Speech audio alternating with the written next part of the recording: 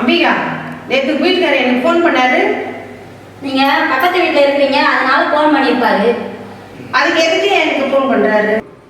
என்ன ஏதுன்னு தெரியலக்கா, நான் அவருக்கு ஃபோன் பண்ணி கேட்டுட்டு சொல்றேன். எனக்கு சொல்லலன்னு வச்சுக்க, கம்ப்ளைண்ட் கொடுத்துருவேன். அக்கா, யார் மேல கம்ப்ளைண்ட் கொடுப்பீங்க? யார் மேலே இல்லை, உங்க வீட்டுக்கார மேல தான்.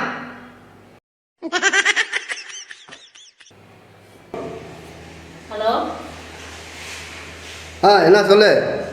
நீங்க எங்க இருக்கீங்க? நான் வேலை மேலே இருக்கேன். நீங்க முதல்ல கிளம்பிங்க, வாங்க. கிளம்பி வருதா? ஹே, கிளம்பி வந்தா வேலை மேலே திட்டுவாங்க.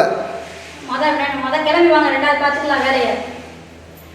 சரி சரி, ஓகே சரி, நான் பண்ணுறேன். ஓகே.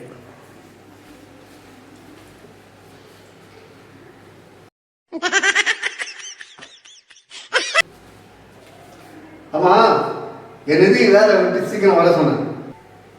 நானா வர சொன்னேன்? அதை எதுக்கு வீட்டு போமா? பக்கத்து வீட்டு அக்காவுக்கு எதுக்கு போன் போட்டீங்களா? நான் பக்கத்தில் நான் ஃபோன் போடலையே. ஐயோ, நான் தூக்கத்தில் போட்டுட்டேன் தெரியாம. என்ன சொன்னாங்க அவங்க? கம்ப்ளைண்ட் கொடுத்துட்டாங்க, போறீங்களா? நீதான் இவங்க வீட்டுக்காரா? ஆமாக்கா. நைட்ல தூக்கத்துல ஃபோன் போட்டிருக்க எனக்கு. எதுக்கு ஃபோன் போட்டீங்க எனக்கு? அக்கா, தூக்கத்தில் எங்கள் ஒய்ஃப் நினச்சி ஃபோன் போட்டேன்க்கா. அப்ப தூக்கத்துல எப்போ வேணா ஃபோன் போடுங்க எல்லாருக்கும்.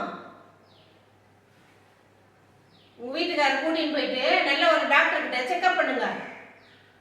நாளை எனக்கு மான மரியாதை எல்லாம் போகுது. ஏய், நம்ம அக்கா இது அக்கா தானே அக்கா. தூக்கத்தில் போட்டேன்.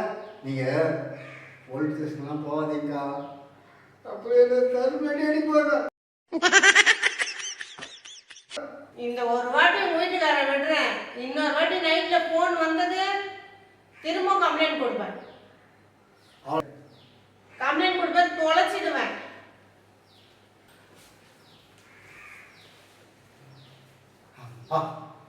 நல்ல வேலை நான் தப்பிச்சேன். நல்ல வேலை நீங்க தப்பிக்கல, நான் சொல்லி நீங்க தப்பிச்சிருக்கீங்க. இன்னொரு ட்ரிப்பு போன் போட்டீங்கன்னா நானே பிடிச்சி கொடுத்துருவேன். அப்படியா?